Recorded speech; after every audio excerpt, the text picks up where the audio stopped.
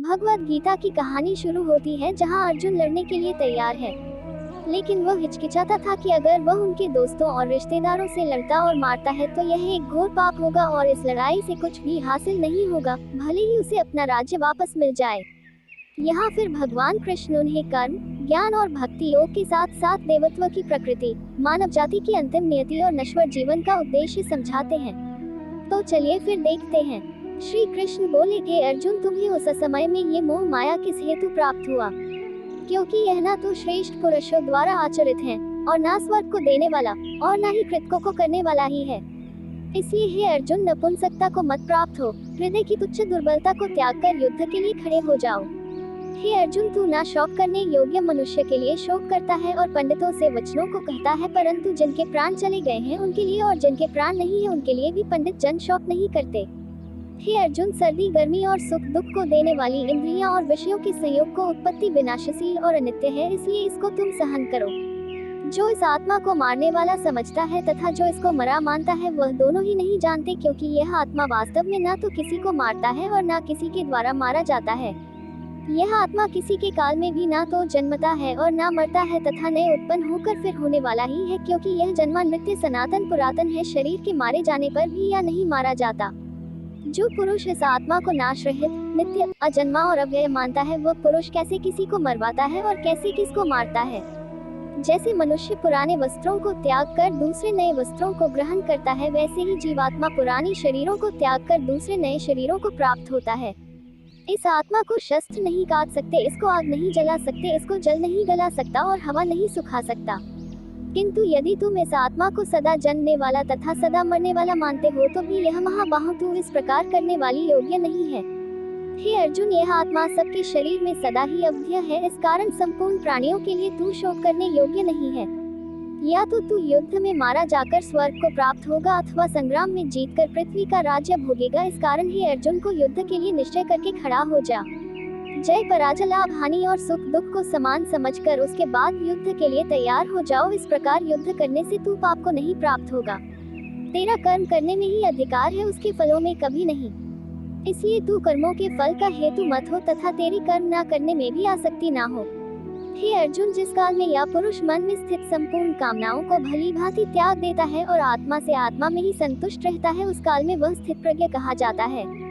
दुखों की प्राप्ति होने पर भी जिसके मन में उद्वेग नहीं होता, सुखों की प्राप्ति में जो सर्वथा निष्प्रिय है तथा जिसके राग, भय और क्रोध नष्ट हो गए हैं, ऐसा मुनि स्थिर बुद्धि कहा जाता है। इसलिए साधक को चाहिए कि वह उन संपूर्ण इंद्रियों को वश में करके समाहित स्थित हुआ मेरे प्राण होकर ध्यान में बैठे, क्योंकि जिस पुरुष की इंद्रियां वश में होती है उसी की बुद्धि स्थिर होती है। विषयों की चिंतन करने वाले पुरुष की उन विषयों में आसक्ति हो जाती है, आसक्तियों से उन विषयों की कामना उत्पन्न होती है और कामना में विघ्न पड़ने से क्रोध उत्पन्न होता है। क्रोध से अत्यंत मूढ़ भाव उत्पन्न हो जाता है, मूढ़ भाव से स्मृतियों में भ्रम हो जाता है, स्मृति में भ्रम हो जाने से बुद्धि अर्थात ज्ञान शक्ति का नाश हो जाता है और बुद्धि का नाश हो जाने से यह पुरुष अपनी स्थिति से गिर जाता है। किसी और के जीवन की नकल को पूर्णता के साथ जीने की तुलना में अपने भाग्य को अपूर्ण रूप से जीना बेहतर है। एक उपहार तब शुद्ध होता है जब वह दिल से सही व्यक्ति को सही समय पर और सही जगह पर दिया जाता है और जब हम बदले में कुछ नहीं की उम्मीद करते हैं। कोई भी जो अच्छा काम करता है उसका कभी भी बुरा अंत नहीं होगा, चाहे यहाँ या आने वाली दुनिया में। वो सुख जो लंबे अभ्यास से आता है, जो दुख के अंत की ओर ले जाता है, जो पहले जहर की तरह है लेकिन अंत में अमृत के समान है, इस तरह का सुख अपने मन की शांति से उत्पन्न होता है। जो कोई भी आध्यात्मिक प्राप्ति के उन्नत चरण के लिए अपने दृढ़ संकल्प में स्थिर है और संकट और सुख के हमलों को समान रूप से सहन कर सकता है, वह निश्चित रूप से मुक्ति के योग्य व्यक्ति है। भगवान की शांति उनके साथ है जिनके मन और आत्मा में सामंजस्य है, जो इच्छा और क्रोध से मुक्त हैं, जो अपनी आत्मा को जानते हैं। नरक के 3 कारण हैं: रोमांच, क्रोध और लोभ। अपने सभी कार्यों को भगवान पर केंद्रित मन के साथ करें, आसक्ति का त्याग करें और सफलता और असफलता को समान दृष्टि से देखें। अध्यात्म का अर्थ है संभाव, वो जिसने घृणा को जाने दिया है, जो सभी प्राणियों के साथ दया का व्यवहार करता है, और करुणा जो हमेशा शांत रहती है, दर्द या खुशी से अप्रभावित, मैं और मेरा से मुक्त, आत्मनियंत्रित, दृढ़ और धैर्यवान। उसका पूरा दिमाग मुझ पर केंद्रित था। यही वह आदमी है जिसे मैं सबसे ज्यादा प्यार करता हूँ। वह आदमी जो मुझे हर चीज में देखता है, वह जो एकता में निहित है, एहसास है कि मैं हूँ हर प्राणी में, जहाँ कहीं भी वह जाता है वह मुझ में रहता है। जब वह सभी को समान रूप से देखता है, दुख में या खुशी में, क्योंकि वे अपने जैसे हैं, वह आदमी लोग में सिद्ध हो गया है। मैं मृत्यु बन गया, संसारों का संहारक, सुख और संकट की अस्थायी उपस्थिति और समय के साथ उनका गायब होना, सर्दी और गर्मी के मौसम की उपस्थिति और गायब होने की तरह है। वे इंद्रिय बोध से उत्पन्न होते हैं और किसी को परेशान किए बिना उन्हें सहन करना सीखना चाहिए। अपना मन अपने काम पर लगाओ, परंतु उसके फल पर कभी मत लगाओ। वह सभी चमकदार वस्तुओं में प्रकाश का स्रोत है। वह पदार्थ के अंधकार से परे है और अव्यक्त है। वह ज्ञान है, वह ज्ञान का विषय है और वह ज्ञान का लक्ष्य है। वह सबके हृदय में विराजमान है। हम वही देखते हैं जो हम हैं और हम वही हैं जो हम देखते हैं। करुणा द्वारा निर्देशित सभी कार्य सावधानी से करें। मैं प्रत्येक ग्रह में प्रवेश करता हूँ और मेरी ऊर्जा से वे कक्षा में रहते हैं। मैं चंद्रमा बन जाता हूँ और इस प्रकार सभी सब्जियों को जीवन का रस प्रदान करता हूँ। समय में जगत का नाश करने वाला हूँ, जो सबका सत्यानाश करने आया हूँ। आपके भाग लेने के बिना भी विरोधी रैंकों में शामिल सभी लोग मारे जाएंगे। यह प्रकृति है जो सभी आंदोलन का कारण बनती है। अहंकार से मोहित मूर्ख उस धारणा को आश्रय देता है जो कहती है कि मैंने किया। गर्मी और सर्दी, सुख और दर्द की भावना इंद्रियों के अपनी वस्तुओं के संपर्क के कारण होती है। वे आते हैं और चले जाते हैं अनंत काल तक। आपको उन्हें स्वीकार करना चाहिए। प्रकृति द्वारा निर्धारित कर्तव्यों का पालन करते हुए व्यक्ति ने कोई पाप नहीं किया। मैं सभी प्राणियों के हृदय में निवास करने वाला आत्मा हूँ। मैं सभी प्राणियों का आदि, मध्य और अंत भी हूँ। हम वास्तव में कभी दुनिया का सामना नहीं करते हैं। हम जो अनुभव करते हैं वह हमारा अपना तंत्रिका तंत्र है। आपका अपने संबंधित कर्तव्य करने पर नियंत्रण है, लेकिन परिणाम पर कोई नियंत्रण या दावा नहीं है। असफलता का डर, भावनात्मक रूप से काम के फल से जुड़ा होना, सफलता की सबसे बड़ी बाधा है, क्योंकि यह मन की स्थिरता को लगातार भंग करके दक्षता को लूटता है। स्वार्थी कार्य दुनिया को कैद करते हैं। व्यक्तिगत लाभ के बारे में सोचे बिना निस्वार्थ भाव से कार्य करें। अपनी इच्छा की शक्ति से अपने आप को नया आकार दो। अपने आप को कभी भी स्व इच्छा से नीचा न होने दें। बुद्धिमान अपनी चेतना को एकीकृत करते हैं और कर्म के फल के प्रति आसक्ति को त्याग देते हैं। जब कोई व्यक्ति दूसरों की सुख दुख के प्रति इस प्रकार प्रतिक्रिया करता है जैसे कि वे उसके अपने हैं, तो उसने आध्यात्मिक मिलन की उच्चतम अवस्था को प्राप्त कर लिया है। क्रिया का वास्तविक लक्ष्य स्वयं का ज्ञान है। हम जो कुछ भी हैं वह हमने जो सोचा है उसका परिणाम है। हम अपने विचारों से बने हैं, हम अपने विचारों से ढाले जाते हैं। मैं ही सब प्राणियों के हृदय में सबका नियंत्रक होकर बैठा रहता हूँ, और यह मैं हूँ जो स्मृति, ज्ञान और अनुपातिक संकाय का स्रोत हूँ। फिर मैं ही वेदों के माध्यम से जानने योग्य एकमात्र वस्तु हूँ। मैं ही वेदांत का मूल और वेदों का ज्ञाता हूँ। ऐसा कोई समय नहीं था जब मैं नहीं था, न आप, न ही इन राजाओं में से कोई भी, और न ही कोई भविष्य है जिसमें हम नहीं रहेंगे। क्योंकि यदि सबसे बड़ा पापी भी अपने सारे प्राण से मेरी उपासना करे, तो भी उसकी धर्मी इच्छा के कारण वह धर्मी ठहरेगा, और वह शीघ्र ही शुद्ध हो जाएगा और चिरस्थायी शांति को प्राप्त होगा। क्योंकि मेरी प्रतिज्ञा का वचन यह है कि जो मुझसे प्रेम रखता है वह नाश न होगा। इंद्रियों की दुनिया में कल्पित सुखों की शुरुआत और अंत है और दुख को जन्म देते हैं।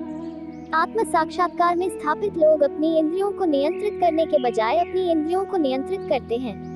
अपने आप को छोड़ दे तो मन व्यक्तित्व के वही पुराने आदतन पैटर्न को दोहराता चला जाता है। हालांकि मन को प्रशिक्षित करके कोई भी कदम उठाना सीख सकता है और सोचने के पुराने तरीकों को बदल सकता है। यही योग का केंद्रीय सिद्धांत है।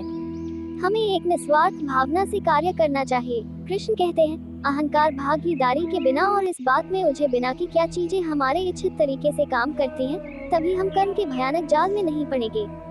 हम अपने कर्तव्यों से दूर रहकर कर्म से बचने की आशा नहीं कर सकते। संसार में जीवित रहने के लिए भी हमें कर्म करना चाहिए। कुछ लोग ध्यान के माध्यम से बुद्धि से हृदय में भगवान को समझते हैं, दूसरों को ज्ञान योग द्वारा और अन्य काम के योग से। कुछ हालांकि ब्रह्म को नहीं समझते हैं, लेकिन दूसरों से सुनकर पूजा करते हैं। वे अपने दृढ़ विश्वास से मृत्यु को भी पार करते हैं जो उन्होंने सुना है। मेरे प्रति सदा चौकस रहो, मेरी उपासना करो, हर एक काम मेरे लिखे भेंट कर, तब तू मेरे पास आना, यह मैं वादा करता हूँ, क्योंकि तू मुझे प्रिय है। मौत एक पुराने कोट को उतारने से ज्यादा दर्दनाक नहीं है। खुद को और अपनी दुनिया को उस चीज से आकार देते हैं जो हम मानते हैं और सोचते हैं और कार्य करते हैं, चाहे वह अच्छे के लिए हो या बुरे के लिए। अपरिपक्व लोग सोचते हैं कि ज्ञान और क्रिया अलग अलग हैं, लेकिन बुद्धिमान उन्हें एक ही मानते हैं। उसका निर्णय बेहतर होगा और उसकी दृष्टि स्पष्ट होगी यदि वह जो करता है उसके परिणाम में भावनात्मक रूप से नहीं उलझा है। कृष्ण इस विचार का परिचय देते हैं कि सभी स्वार्थी इच्छाओं पर काबू पाने के लिए पर्याप्त नहीं है, स्वामित्व और अहंकार को वश में करना भी आवश्यक है। कार्रवाई मुझसे चिपकती नहीं है क्योंकि मैं उनके परिणामों से जुड़ा नहीं हूँ। जो लोग इसे समझते हैं और इसका अभ्यास करते हैं वे स्वतंत्रता में रहते हैं। जब आपका मन द्वैत के भ्रम को दूर कर लेता है तो आप उन बातों के प्रति पवित्र उदासीनता की स्थिति प्राप्त कर लेंगे जो आप सुनते हैं और जो आपने सुनी है। कर्म का नियम स्पष्ट रूप से कहता है कि यद्यपि हम कनेक्शन नहीं देख सकते हैं, हम ये सुनिश्चित कर सकते हैं कि हमारे साथ जो कुछ भी होता है, अच्छा और बुरा, एक बार हमारे द्वारा किए गए या विचार में उत्पन्न होता है। हमारे साथ जो होता है उसके लिए हम खुद जिम्मेदार हैं, हम समझ सकते हैं या नहीं। यह इस प्रकार है कि हम खुद को बदलकर जो हमारे साथ होता है उससे बदल सकते हैं, हम अपने भाग्य को अपने हाथों में ले सकते हैं। भगवान की छवि अनिवार्य रूप से और व्यक्तिगत रूप से सभी मानव जाति में पाई जाती है। प्रत्येक के पास यह संपूर्ण और अविभाजित है और सभी एक साथ एक से अधिक अकेले नहीं हैं। इस तरह हम सभी एक हैं, हमारी शाश्वत छवि में घनिष्ठ रूप से एकजुट हैं, जो कि ईश्वर की छवि है और हमारे पूरे जीवन का स्रोत है। जब मन लगातार दौड़ता है, भटकती इंद्रियों के बाद, यह हवा की तरह ज्ञान को दूर भगाता है। मनुष्य अपनी वासना के अनुसार ही अगला जन्म पाता है। यह संसार हर क्षण बदल रहा है और बदलने वाली वस्तु असत्य होती है। जीवन न तो भविष्य में है न अतीत में, जीवन तो बस इस पल में है। एक सत्य अगर हम हृदय में उतर ले कि न हम भविष्य देख सकते हैं और न ही भविष्य निर्मित कर सकते हैं, हम तो केवल धैर्य और साहस के साथ विश्व को आलिंगन दे सकते हैं, स्वागत कर सकते हैं भविष्य का, तो क्या जीवन का हर पल जीवन से नहीं भर जाएगा। ज्ञान प्राप्ति सदा की समर्पण से होती है, ये हम सब जानते हैं, किंतु समर्पण का वास्तविक महत्व क्या है, क्या हमने कभी विचार किया। मनुष्य का मन सदा ही ज्ञान प्राप्ति में विभिन्न बाधाओं को उत्पन्न करता है। कभी अन्य विद्यार्थी से ईर्ष्या हो जाती है, कभी पढ़ाए हुए पाठों पर संदेह होता है और कभी गुरु द्वारा दिया दंड मन को अहंकार से भर देता है। और ऐसे ना जाने कितने विचार मन को भटकते हैं और इसी वजह से हम ज्ञान प्राप्त नहीं कर पाते हैं। मन की योग्य स्थिति केवल समर्पण से निर्मित होती है। समर्पण मनुष्य के अहंकार का नाश करता है। दो व्यक्ति जब निकट आते हैं तो एक दूसरे के लिए सीमाएं और मर्यादाएं निर्मित करने का प्रयत्न अवश्य करते हैं। हम अगर सारे संबंधों पर विचार करें तो देखेंगे कि सारे संबंधों का आधार यही सीमाएं हैं जो हम एक दूसरे के लिए निर्मित करते हैं। और यदि अनजाने में कोई अन्य व्यक्ति सीमाओं को तोड़ता है तो उसी क्षण हमारा हृदय क्रोध से भर जाता है। इन सीमाओं का वास्तविक रूप क्या है? क्या आपने कभी सोचा है? सीमाओं के द्वारा हम दूसरे व्यक्ति को निर्णय करने की अनुमति नहीं देते हैं, अपना निर्णय उस व्यक्ति पर थोप देते हैं, अर्थात किसी की स्वतंत्रता का अस्वीकार करते हैं। और जब स्वतंत्रता का अस्वीकार किया जाता है तो उसका हृदय रैग से भर जाता है, और जब वो सीमाओं को तोड़ता है तो हमारा हृदय क्रोध से भर जाता है। क्या ऐसा नहीं होता? और यदि एक दूसरे की स्वतंत्रता का सम्मान किया जाए तो किसी मर्यादाओं या सीमाओं की आवश्यकता ही नहीं होती। अर्थात जिस प्रकार स्वीकार किसी संबंध का देह है, क्या वैसे ही स्वतंत्रता किसी संबंध की आत्मा नहीं। सबके जीवन में ऐसा प्रसंग अवश्य आता है, सत्य कहने का निश्चय होता है हृदय में, किंतु मुख से सत्य निकल नहीं पाता। कोई भय मन को घेर लेता है, किसी घटना अथवा प्रसंग के बारे में बात करना, क्या फिर स्वयं से कोई भूल हो जाए उसके बारे में कुछ बोलना, क्या ये सत्य है? नहीं, ये तो केवल तथ्य है। किंतु कभी कभी उस तथ्य को बोलते हुए भी भय लगता है। कदाचित किसी दूसरे के भावनाओं का विचार आता है, मन में दूसरे को डैक होगा, ये भय भी शब्दों को रोकता है। तो ये सत्य क्या है? जब भय रहते हुए भी कोई तथ्य बोलता है तो वो सत्य कहलाता है। वास्तव में सत्य कुछ और नहीं, केवल निर्भयता का दूसरा नाम है। और निर्भय होने का कोई समय नहीं होता, क्योंकि निर्भयता आत्मा का स्वभाव है। 79 वास्तव में संकट का जन्म है, एक अवसर का जन्म अपने आप को बदलने का, अपने विचारों को ऊंचाई पर करने का, अपनी आत्मा को बलवान और ज्ञान मंडित बनाने का। जो ये कर पाता है उसे कोई संकट नहीं होता, किंतु को ये नहीं कर पाता वो तो खुद एक संकट है विश्व के लिए। कभी कभी कोई घटना मनुष्य के जीवन की सारी योजनाओं को तोड़ देता है और मनुष्य उस आघात को अपने जीवन का केंद्र मान लेते हैं। क्या भविष्य मनुष्य की योजनाओं के आधार पर निर्मित होते हैं? नहीं। जिस प्रकार किसी ऊंचे पर्वत पर सर्वप्रथम चढ़ने वाला उस पर्वत के नीचे जो बैठकर योजना बनाता है, क्या वही योजना उसे उस पर्वत की चोटी तक पहुंचाती है? नहीं। वास्तव में वो जैसे जैसे ऊपर चढ़ता है वैसे वैसे उसे नई नई चुनौतियां आती हैं। प्रत्येक पद पर वो अपने अगले पद का निर्णय करता है। प्रत्येक पद पर उसे अपनी योजनाओं को बदलना पड़ता है, कहीं पुरानी योजना उसे खाई में न धकेल दे। वो पर्वत को अपने योग्य नहीं बना सकते, केवल स्वयं को पर्वत के योग्य सकता है। क्या जीवन के साथ भी ऐसा नहीं होता? जब मनुष्य जीवन में किसी एक चुनौती को अपने जीवन का केंद्र मान लेता है, अपने जीवन की गति को ही रोक देता है, तो वो अपने जीवन में सफल नहीं बन पाता और ना ही सुख और शांति प्राप्त कर पाता है। अर्थात जीवन को अपने योग्य बनाने के बदले स्वयं अपने को जीवन के योग्य बनाना ही सफलता और सुख का एकमात्र मार्ग नहीं है। मनुष्य जीवन की परीक्षा में सफल होने के लिए क्या नहीं करता? परिश्रम करता, दौड़ भाग करता है, लेकिन जब फिर भी उसका काम नहीं बनता तो वो नकल करता है। जैसे जब आप बचपन में परीक्षा देने जाते थे तो क्या होता था? आप ना सही लेकिन कोई ना कोई सफलता पाने के लिए नकल करता था और उत्तीर्ण भी हो जाता था। परंतु जीवन की परीक्षा ऐसी नहीं होती। जीवन में नकल करने वाला सफल नहीं होता, कारण विद्यालय में सबके प्रश्न पत्र एक ही होते हैं, लेकिन जीवन में ऐसा नहीं है। जीवन का प्रश्न पत्र और उनकी कठिनाई सबके लिए भिन्न होते हैं। निश्चित रूप से उनके उत्तर भिन्न होंगे। इसलिए अगर आपको जीवन में सफलता पानी है तो नकल ना करें, स्वयं के प्रश्नों का उत्तर स्वयं ढूंढिए और सफलता आपकी ही होगी। हम असफल तब नहीं होते जब हम लक्ष्य ना पा सके, हम असफल तब होते हैं जब हम प्रयास करना बंद कर देते हैं। इसलिए प्रयास करते रहिए और हार ना माने, क्योंकि जिस दिन आप हार स्वीकार करना बंद कर देंगे, जीत आपके चरणों में होगी। यदि आगे बढ़ना है तो अपनों का साथ दे, परंतु साथ देते से पहले ये अवश्य पहचाना ले कि अपने हैं कौन। क्या अपने वही होते हैं जिनके साथ अपना हमारा रक्त संबंध होता है, या अपने मित्र? अपने वे होते हैं जो हमें सत्कार्य के लिए प्रेरित करें, हमें आगे बढ़ाए, हमारा साथ दे। और वो जिनका साथ देने से समाज का नाश हो, धर्म की हानि हो, वो सगे होकर भी सगे नहीं होते। इसलिए जब अपनों की परिभाषा का चुनाव करें तो उन्हें अपना माने जो आपका साथ दे, उन्हें नहीं जो हमें अज्ञान के मार्ग पर ले जाएं। जो हुआ अच्छे के लिए हुआ, जो हो रहा है अच्छे के लिए हो रहा है, जो होगा अच्छे के लिए भी होगा। आपको काम करने का अधिकार है, लेकिन काम के फल पर कभी नहीं। परिवर्तन ब्रह्मांड का नियम है। आप एक पल में करोड़पति या कंगाल हो सकते हैं। आत्मा न तो जन्म लेती है और न ही मरती है। तुम खाली हाथ आए हो और खाली हाथ चले जाओगे। काम, क्रोध और लोभ आत्मा विनाशकारी नरक के 3 द्वार हैं। मनुष्य अपने विश्वास से निर्मित होता है। जैसा वह मानता है वैसा ही वह है। जब ध्यान में महारत हासिल हो जाती है तो मन हवा रहित स्थान में दीपक की लौ की तरह अडिग रहता है। हमें अपने लक्ष्य से बाधाओं से नहीं, बल्कि कम लक्ष्य के लिए एक स्पष्ट मार्ग से दूर रखा गया है। उम्मीद खत्म होने पर शांति शुरू होती है। बुरे कर्मों का अंत बुरा होता है। प्रेम, सहनशीलता और निस्वार्थता का अभ्यास करना चाहिए। यह उन सभी समयों के लिए है जब आपने अपने लक्ष्यों को पूरा नहीं करने का बहाना बनाया। जिस परिवर्तन के बारे में सोच रहे हो वो परिवर्तन लाओ। संसार का कल्याण आत्म बलिदान से प्रारंभ होता है। ठीक ही कहा गया है, हर किसी की जरूरत के लिए काफी है, लेकिन लालच के लिए नहीं। उस बदलाव से कभी न डरें जिसके आप हकदार हैं। जीने का एकमात्र सही तरीका वर्तमान में जीना है।